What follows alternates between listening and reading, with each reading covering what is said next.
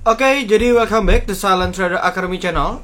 Ya, jadi masih berjumpa kembali dengan saya, Om Silent, di kesempatan morning briefing hari ini, tanggal 23 Maret ya 2021, di mana ini merupakan minggu keempat ya. Jadi di bulan Maret ada minggu kelima ya. Jadi kurang lebih masih sekitar 8 hari kerja lagi ya, 8 hari bursa yang bisa kita manfaatkan ya. 7 hari bursa yang bisa kita manfaatkan untuk trading ya. Jadi masih panjang di bulan Maret, dan ya kita harapkan ya, kita doakan masa sideways market ini benar-benar segera selesai ya. Nanti saya akan bahas probability marketnya itu seperti apa, karena jujur menurut saya sekarang agak mengkhawatirkan ya. Saya sudah jelaskan di morning briefing sebelumnya bahwa sangat mengkhawatirkan market ini untuk turun di bawah 6.300. Saya sudah jelaskan ya, asal dia tidak bisa balik ya di atas 6.000 berapa nih, 6.387 ya, maka chance IHSG untuk melanjutkan penurunannya sangat tinggi ya. Ini sudah dibuat high yang lebih rendah ya. Tentu kalau kita tarik garis ini akan menjadi seperti ini kurang lebih ya. Jadi tanda trennya lama-lama turun nih. Nah, ini yang saya takutkan, ketika dia gagal buat high baru, maka chance market untuk downside lebih tinggi daripada upside. Jadi kalau Anda berharap market breakout 6.400, untuk sekarang agak berat ya, karena naik dikit pun udah langsung koreksi cukup banyak. Jadi chance market untuk drop itu lebih banyak ya. Sekarang kemana? Ya, sekarang kemana Om? Sekarang market kita ini akan uji ya, ini penentuan juga ya. Penentuan market sekarang ada di sini nih, di low yang dia buat di tanggal 17 ya. Itu low-nya ada di sekitar 6.268. Jadi ini kalau Anda ini juga merupakan area support ya. Jadi banyak ya, support IHSG itu cukup banyak. Jadi dari 6268 ya sampai 6280 itu adalah range support yang cukup kuat ya. Jadi kalau Anda lihat di sini ada range support yang cukup kuat. Dan ya, area support ini sangat berpotensi akan diuji di perdagangan hari Selasa. Jadi saya masih sangat bukan optimis namanya, maksudnya saya masih cukup yakin chance market untuk correction, tekanan terutama di awal perdagangan cukup tinggi ya. Ya kita doain sih rebound, tapi probability dia untuk uji area 6270-an ini sangat tinggi. Nah, patokannya ya, yang jadi kacamata kita, indikator kita, kalau dia tidak bisa bertahan ya, atau dia buat low baru di 6268 ke bawah. Jadi contoh, market besok koreksi sempat nyentuh 6267, wah ini menjadi sinyal yang kurang bagus untuk market kita. Tapi kalau dia tidak buat low baru ya, contoh low nanti di hari Selasa cuman di sekitar 6269 ya, maka secara teori chance market untuk rebound di hari Rabunya cukup tinggi. Oke, jadi patokannya seperti itu. Dan entah kenapa saya pribadi melihat bahwa ya, kalau Dow-nya nggak bisa survive, atau dalam arti Dow Jones-nya lanjut correction seperti itu sangat membuat change tekanan jual gitu ya di hari Selasa ini masih cukup tinggi. Jadi hati-hati ya, kalau jebol ya 6.270 ke bawah, kalau jebol ya sudah, dia akan uji lagi kembali ke 6.200 ke bawah. Wah, kalau dari sekarang 6.300 ke 6.300 ke bawah, itu kan market masih butuh drop sekitar 1,6%, 1,7% ya. Jadi potensi penurunan masih lebih tinggi untuk saat ini ya. Sisanya kita tinggal tunggu besok marketnya seperti apa gitu ya. Apakah kuat bertahan atau tidak, kita tentukan oleh Mr. Market besok. Sekarang kita cuma bisa berandai-andai dan mempersiapkan segala yang terburuk ya. Jadi memang ya, bulan dari pertengahan Februari gitu ya, menjelang akhir Februari sampai per sekarang sudah 1 bulan lebih, market memang masih tidak baik ya. Cari cuan pun sudah segampang. Nah, berikutnya saya mau menginformasikan bahwa yang mau memanfaatkan promo ya sebelum harga VVIP dinaikkan, Anda silakan cek Telegram kami, promonya bisa tanya ke staff kami ya. Sebelumnya join dulu Telegram kami, linknya ada di description. Promo ini akan berakhir ketika fiturnya semua sudah lengkap dan harga VVIP dinaikkan. Jadi sebelum naik, saya kasih kesempatan buat Anda yang mau coba untuk join VVIP, silakan. Karena dengan market seperti ini Anda tidak dibimbing ya, akan sangat sulit Ya setidaknya pun Anda tahu ketika misalnya harus cut loss di berapa. Ya kalau mau buyback average down di berapa itu Anda harus punya. Ya Anda harus punya seorang mentor yang bisa membantu Anda seperti itu. Nah, promonya ya terdiri dari 2 promo, yaitu promo sampai 30 Juni. Ya jadi Anda langsung membership sampai 30 Juni dan membership sampai 31 Desember. Ya jadi hitungannya 4.000 ya 4.250 per hari. Jadi ya sebelumnya kan VVIP itu kan 150.000 per bulan, ya 5.000 per hari itu sudah sangat murah. Ya sekarang promonya 4.250 per hari. Atau kalau teman-teman mau ambil paket yang sampai 31 Desember, ya Anda hitung berapa hari dari tanggal sekarang sampai 31 Desember, ya nanti dikali Rp4.000. Jadi diskon kurang lebih sekitar 20%. Ya jadi ini sangat worth it, dan tentu 4.000 per hari ya saya rasa bukan hal yang besar ya. Anda kalau ngerokok, Anda banyak ngemil, ya Anda jajan ini itu gitu kan, nonton bioskop dan sebagainya, itu pun habis lebih dari puluhan ribu. Jadi Anda sisihkan 4.000 per hari demi sesuatu yang worth it untuk Anda untuk mendapatkan passive income gitu ya dari saham. Ini tentu sangat patut Anda coba. Ya atau kalau Anda nggak mau coba paket promo ya coba dulu aja 1 bulan. Ya kalau sudah cocok ya Anda baru silakan perpanjang selagi promonya masih ada. Ya lalu untuk STAC sudah 70 orang lebih yang booking sudah 10 sampai 15-an ya. Jadi total slotnya hanya tinggal belasan orang lagi. So buat teman-teman yang tertarik bisa booking dulu. Ya bayarnya nanti menjelang-jelang hari H atau cicilan pakai Tokopedia itu juga bisa. Ya jadi Anda join Telegram kami dulu. Nanti linknya ada di description. Ya seperti itu. Oke, sebelumnya saya mohon maaf ini nggak diedit videonya jadi karena buru-buru. Ya saya habis nonton Dewa Kipas. Mungkin teman-teman juga nonton. Ya karena tadi saya cek live streamingnya hampir tembus 1 juta view ya dari podcast Om Deddy. Ada hal menarik gitu ya. Jadi ini kan bukan terlepas perihal chess atau perihal catur saja, tapi yang menarik atau hikmah atau ilmu gitu ya yang bisa kita ambil dari pertandingan antara Dewa Kipas dengan Mbak Iren. Ini ialah Pak Dadang ya selaku Dewa Kipas ini dia menyadari kesalahan dia.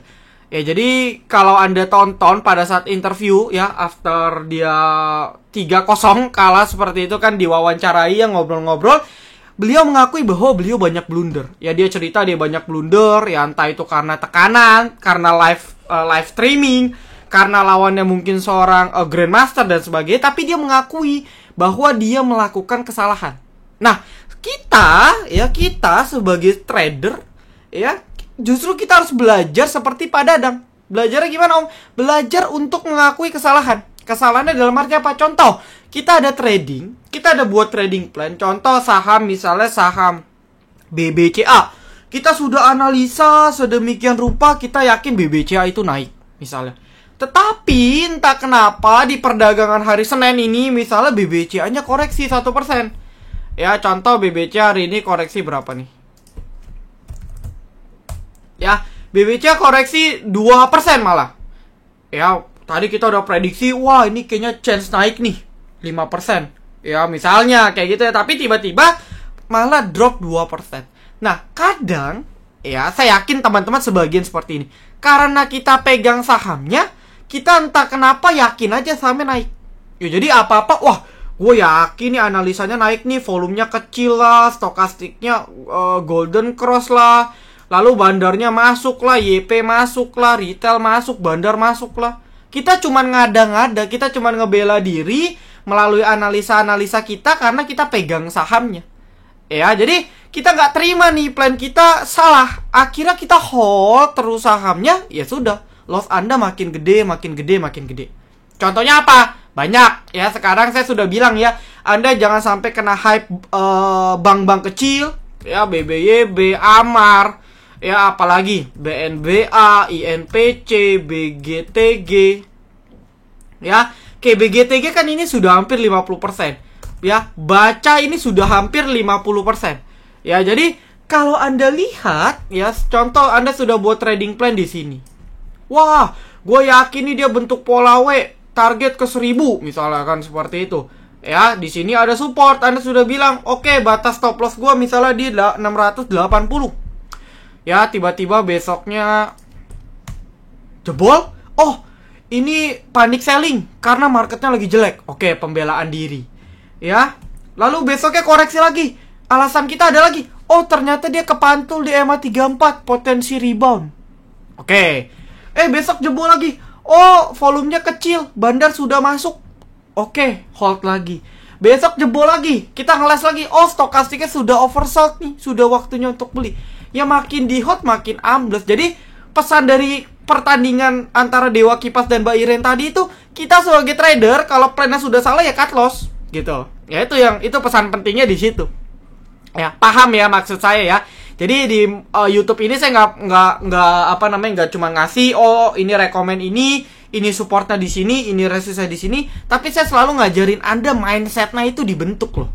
Ya, contohnya ini simple seperti tadi baca. Ya kalau sudah jebol ya cut loss. Perihal misalnya dia besok technical rebound terbang ya itu urusan belakang. Setidaknya kita sudah buat plan ya kita ikutin. Ya, contoh kita sudah buat plan. Oke, saya mau buat gedung pola spiral misalnya muter-muter. Malah jadi kotak gedungnya, kan nggak mungkin seperti itu kan. Jadi ketika arsitek sudah rancang plannya sedemikian rupa, ya harus dibuat seperti plan. Jangan gedungnya bentuk kotak, plan awal jadi segitiga. Nah itu kan udah salah. Ya sama di saham nih. Kalau dia sudah jebol support, ya ini terutama buat teman-teman semua, kalau dia sudah jebol support atau jebol plan, ya sudah, cut loss ya cut loss. Ya, toh masih banyak kok 700 saham yang mungkin bisa memberikan kita profit ataupun menutupi loss yang kita dapat. Ya, cara nutupin lossnya gimana? Ya Anda belajar, upgrade ilmu. Ya banyak dari buku, internet, YouTube, ya atau Anda kalau ada rezeki lebih join STAC itu bisa. Jadi pesan saya seperti itu ya, semoga Anda lebih memahami karena banyak banget yang hold. Ya, saya lihat member saya ini kok pada hold baca BBYB, INPC, bahkan waran kayak Besimwe itu dia hold dari 900-an. Waduh. Ya. Nah, ini kan dari 900 ke 200 kan Anda sudah hilang hampir 70% gitu. Jadi, please Anda harus benar-benar disiplin ya. Dengan market seperti ini, Anda gak disiplin, Anda sangat bahaya. Ya kalau perihal loss ya sudahlah. Ya maksudnya kadang memang kalau kondisi market gak memungkinkan, ya di saat harus loss ya loss. Ya tapi setidaknya loss kita kan gak parah. Ya ingat, trading ini bukan sebagaimana kita bisa cari cuan, tapi bagaimana juga kita bisa menghandle kerugian kita seminimalisir mungkin. Ya jadi bukan fokusnya cari profit, tapi juga cara kita mereduce ya meminimalisir loss yang mungkin kita dapat. Itu tugas trader salah satunya. Ya jadi semoga dengan pertandingan Dewa Kipas tadi dan penjelasan dari saya, teman-teman ini lebih paham bahwa pentingnya disiplin terhadap plan. Ya, seperti itu. Oke, berikutnya kita langsung aja to the point, bahas requestan aja ya hari ini ya. Saya juga buru-buru. Oke, kita langsung bahas requestan. BMRI bakal kena dividen trap gak Om? Kalau melihat dividen yieldnya, kurang lebih kan Anda dapat dividen itu 3% dari BMRI ya. Kurang lebih ya, ini tergantung harga beli Anda. Nah, kalau Anda dapat 3%, ya, kalau Anda dapat 3% di BMRI gitu ya, biasanya pada saat X-date-nya, jadi X-date itu kan di tanggal 24. Ya, jadi kalau Anda mau dapat dividen BMRI ini, Anda beli sekarang di tanggal 23 di hari Selasa, Anda keep ya, besok jual itu sudah dapat dividen. Tapi dapat dividennya nggak langsung. Ya, nanti akan ditransfer ke portofolio Anda itu di tanggal payment date-nya. Ya, payment date-nya Anda bisa cek sendiri di RTI Business itu ada. Nah, tapi Anda jual di X-date, jual di tanggal 24, Anda sudah dapat sahamnya. Anda sudah dapat dividen meskipun Anda jual sahamnya. Nah, pertanyaannya pada saat X-date itu cenderung turun. Kenapa? Karena ketika semua orang sudah dapat dividen, ya orang otomatis jual dong. Ya karena kan buat apa lagi di hold? Karena kan tujuan awalnya kan memang cari dividen. Maka dari itu biasanya lebih cenderung ikut turun. Turunnya seberapa? Turun sebesar yieldnya. Contoh kalau yieldnya Anda dapat dividen 3%, biasanya di X-date turun sekitar 3%. Bisa kurang, bisa lebih. Ya, Jadi sebenarnya dividen trap atau enggak tergantung harga beli Anda. Kalau Anda sudah serok waktu di support, Anda nggak akan kena dividen trap. Tapi kalau Anda cuma incar beli tanggal 23 jual tanggal 24, Anda sangat potensi kena dividen trap. Karena apalagi dengan kondisi market yang nggak stabil seperti ini, sambang lebih rawan koreksi. Itu menurut saya seperti itu. Jadi trap atau enggak tergantung dari kapan Anda beli sahamnya. Ya, oke. Tris saya nggak pantau. Ini kayaknya repo ya. Kalau saya cek volumenya repo ya. Ya beli aja, batasin di 100. Ya, Anda boleh spekulasi buy, batasin di 100. Ya, kalau mau. Oke, ini dia lagi sideways sih, biasanya sih membal, tapi batasin di 100. Ya, untuk Tris. Coba, saya penasaran ini. Ya, oh tipis juga. Ya, kalau tipis begini ya agak susah. Anda mau masuk banyak juga nggak bisa. Dan kalau saya cek broker saham ini repo. Ya, hati-hati. Tapi kalau reponya berhasil, ini bisa dikerek lumayan. Ya, karena ini baru muncul volumenya di sini nih. Ya, jadi ya spekulasi aja. Jebol di bawah 100 ya out, kayak gitu. DSNG. Nah, kalau untuk CPO, ya kita langsung bahas aja. Jadi DSNG sih bagus. Ya, terakhir waktu itu yang morning briefing kapan tahu kan kita sudah cek bahwa asingnya masuk lumayan. Ya, di DSNG. Hari ini ada DH, ya, beli cukup banyak. Sekelas DSNG 1 miliar itu angka yang cukup besar. Ya, dimana ada kecil-kecilan asing masih akum. Teknikalnya juga masih oke gitu ya. Dia belum breakdown. Ya, lalu kalau kita cek CPO-nya, ya, CPO-nya tembus 3%. Ya, jadi luar biasa ya. Kalau Anda cek nih, dia mulai balik nih. Ya, harapannya sih false breakdown. Kemarin kan dia breakdown, tapi hari ini CPO-nya mau coba balik di atas 3.800, sorry. Asal CPO-nya bisa balik di atas 3.800 itu udah bagus. Ya, dan kalau saya cek, memang saham-saham CPO sudah mulai rebound di hari Senin tadi. Ya, Simpe bahkan sudah lanjut naik, Lesip, ya, DSNG dan sebagainya. Ya, BWPT. Ya, nih BWPT bahkan belum rebound. Nah, Anda tinggal cari-cari saja emiten yang belum naik banyak, itu emiten apa. Ya, syukur-syukur dia bisa lanjut naik. Seperti itu. Ya, jadi CPO masih uptrend. Ya, ini yang harus Anda ketahui bahwa CPO masih uptrend. Jadi, kalau saya lihat untuk DSNG, BWPT, Lesip, Simpe, prospek menurut saya masih sangat baik. Ya, menurut saya prospek emiten-emiten ini masih sangat bagus. Oke. Agro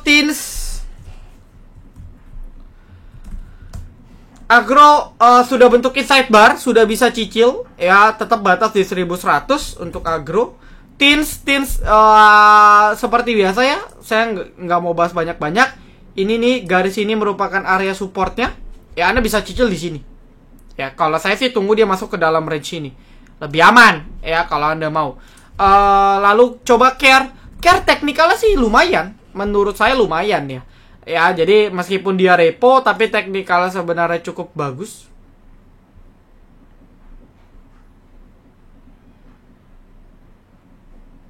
Ya, teknikal care cukup bagus.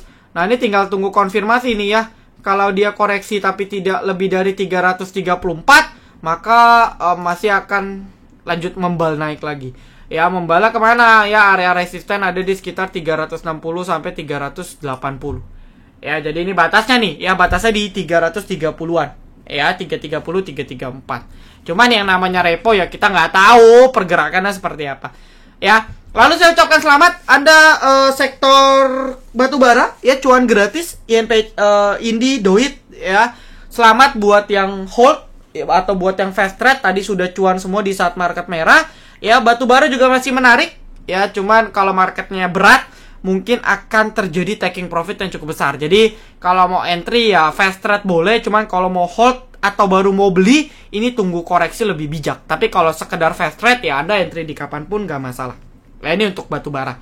Saham-saham potensial untuk cicil dividen ya PTBA bisa. Ya, PTBA itu masuk ke dalam menu kita, menu dividen hunter. Jadi kita cicil dari sekarang.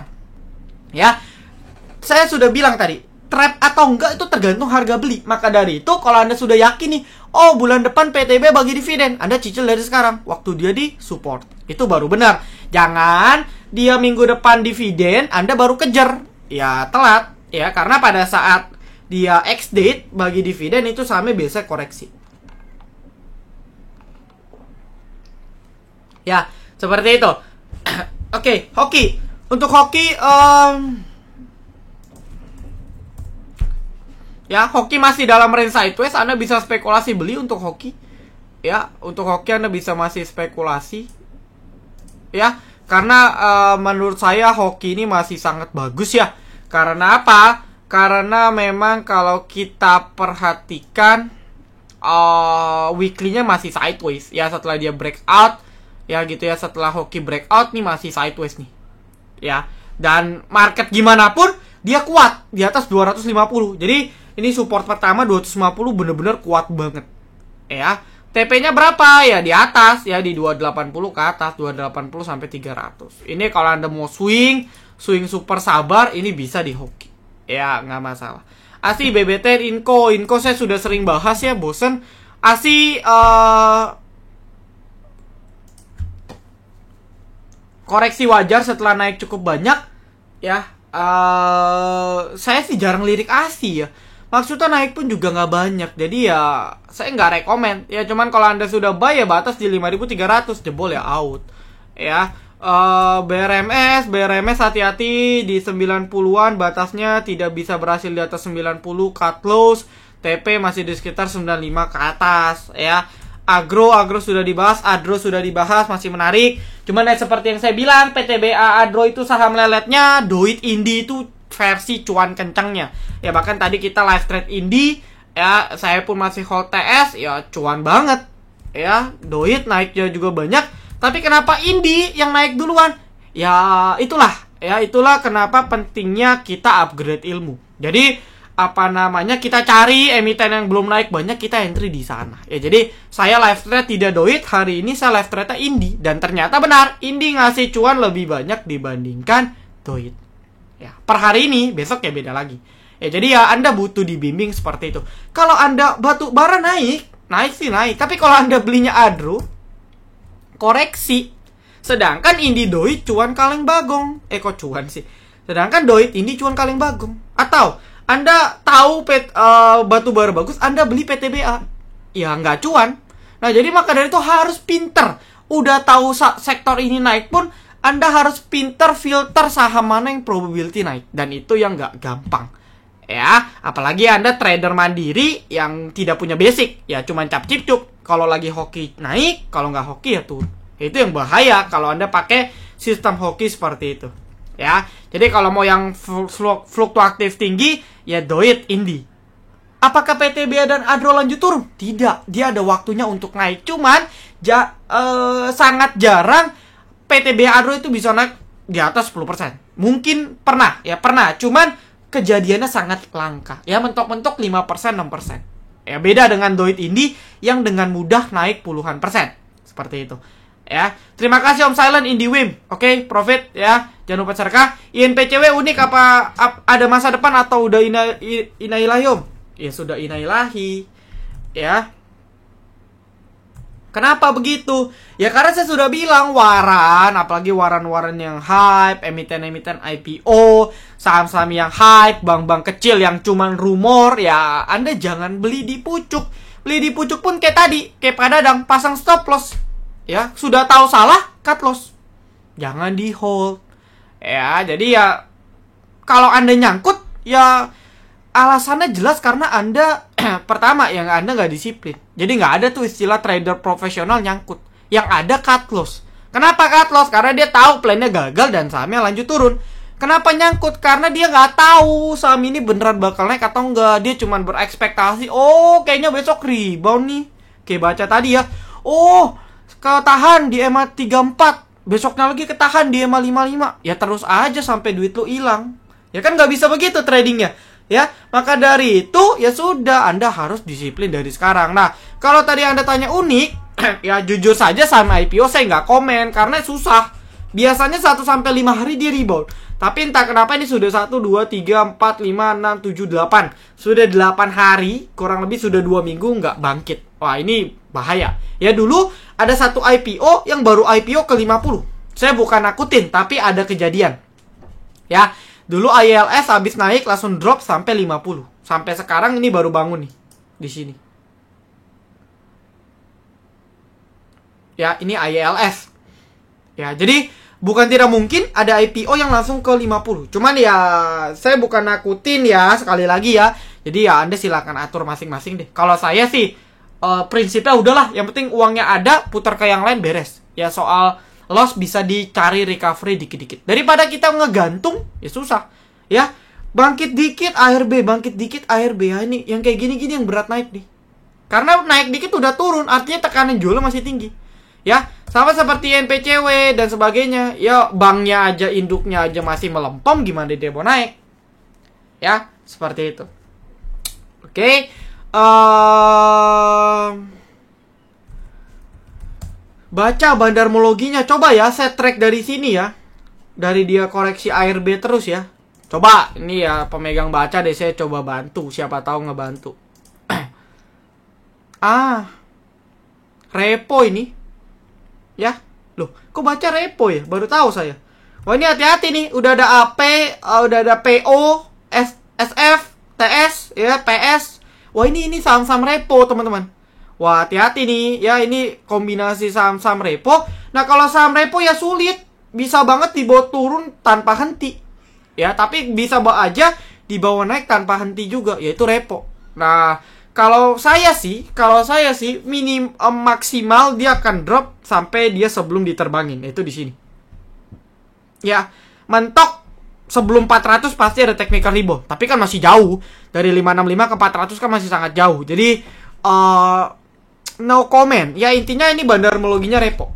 Ya, Anda silakan decide. Karena kalau repo sih Anda bisa lihat lah, emiten-emiten repo itu kalau turun ya bukan main-main. Dari 790 bablas ke 62, nggak ada istilah rebound. Jadi hati-hati kalau saham sudah terkena repo, itu luar biasa. Ya, sekali naik juga banyak, tapi sekali turun juga nggak tanggung-tanggung, seperti itu. Oke, ASI, air susu ibu. ASI sudah dibahas. ESA targetnya ke berapa, Om? Sebenarnya sudah kena target saya 350-an sih. Cuman ya secara tren masih cukup oke. Ya, biarinlah dia koreksi dulu. Ya, minimal saya pribadi akan tunggu di sekitar 300-an. Ini kan ARB nih. Ya, tunggu aja ARB satu kali lagi. Ya, karena wajar banget dia butuh correction dan sideways. Ya, begitu pula dengan Sen. Kan saya sudah info ya, hati-hati. Ya, Sen pun untungnya masih bisa bertahan nih, cuman minus 0,75. Ya, bahkan tadi pagi sempat ngelawan. Tapi ujung-ujungnya nggak kuat juga. Jadi hati-hati, dia saham-saham yang uptrend seperti ini bukan berarti akan lanjut koreksi terus. Dia hanya koreksi sesaat untuk istirahat baru lanjut naik lagi. Ya, kapan kita harus beli? Nanti di VVIP saya infokan. Ya, atau di morning briefing nanti saya kasih kode deh. Ya, MTech. Nah, MTech watchlist Anda besok. Ya, ini emiten bagus juga. Ya, emiten digital yang tidak terlalu ngaruh dengan market. Ya, bisa break di atas 2390 atau syukur-syukur dia bisa breakout 2470 bagus. Jadi kalau Anda lihat MTech ini mengingatkan saya pada ASA. Ya, dia coba breakout all time high terus menerus. Ya, seperti itu. Jadi untuk MTech bisa spekulasi fast trade untuk perdagangan besok. Ya, untuk MTech. Batasnya di berapa? 2300 dulu. 2300 2290. Oke. LPKR. LPKR itu big akum, betul. Ya, LPKR itu big akum. Ya, ini akumnya banyak. Cuman kenapa nggak jalan? Ya, bandara ngejaga. Ya, market merah nggak tumbang, market hijau nggak gerak. Ya, tapi setidaknya mending kan daripada kita hold. Ya, hijau nggak naik, merah ambles. Lebih baik ke LPKR. Nah, ini entah kenapa tinggal tunggu momentum. Ya, saya nggak tahu momentumnya apa nih bisa nge-trigger. Apakah diperpanjangnya insentif PPN ya dari pemerintah dan sebagian untuk sektor properti, saya nggak tahu. Tapi pada intinya, why dia masih ketahan, berarti kan ada something. Ya, cuman memang kita nggak tahu kapan dia akan dikerek. Karena model LPKR, dia sendiri sudah sideways 1, 2, 3, 4, 5, 6, 7 minggu. Artinya sudah 2 bulan dia nge-stuck. Dan diakum sama asing. Jadi ketika diakum sekali breakout itu kencang pasti. Ya, jadi Anda bisa. Kalau Anda sabar, uang dingin silakan. Kayak film, ya, di VVIP, menu VVIP direkom dari sini. Baru kena TP 3 minggu kemudian. Itu pun saya masih kawal trailing stop. Jadi ya market sideways gini kalau Anda bisa sabar boleh. Ya, tapi kalau Anda nggak sabar, ya jangan beli-beli saham sideways karena nggak tahu kapan diterbangin. Kayak gitu. Jadi Anda tentuin dulu Anda tipe tradingnya gimana. Kalau Anda tipenya sabar kok Om, ya sudah, Anda bisa beli saham-saham sideways, saham-saham yang disupport. Tapi kalau Anda nggak sabar ya nanti akan ke bawah sideways. Kayak gini kan, ini sideways ini film. Dari sini nih, dari 18 Februari sampai sekarang 22 Maret, ini kan sudah 1 bulan lebih dia sideways, nggak gerak. Ya, kita pun di VVIP 3 minggu baru TP. Jadi benar-benar makan waktu sekali, kurang lebih seperti itu. Tapi goalsnya cuan, karena sabar. Ya, jadi tingkat sabar Anda tentuin dulu, kurang lebih kayak gitu. Ya, oke, saya rasa cukup ya. Thank you teman-teman semua yang mau join VVIP, silakan join STAC, silakan. Semoga morning brief ini bermanfaat. Ilmu-ilmu yang sudah saya sampaikan tadi terkait cut loss, stop loss, disiplin itu benar-benar Anda resapi ya, karena market seperti ini. Pesan dari kami sebagai profesional trader, kalau Anda nggak disiplin ya loss Anda akan sangat besar. Anda bisa sangat potensi untuk pensiun dari pasar modal. Padahal kita tahu pasar modal ini tempat yang sangat berprospek. Ya, seperti itu. Jadi thank you teman-teman semua ya yang sudah nonton video ini dari sampai akhir. Jangan lupa like, comment, dan juga subscribe. Jangan lupa nyalakan notifikasi agar ketika saya dan tim upload video terbaru, teman-teman bisa langsung update. Oke, see you in the next video. Salam Trader Academy, be silent, be patient, be cuan.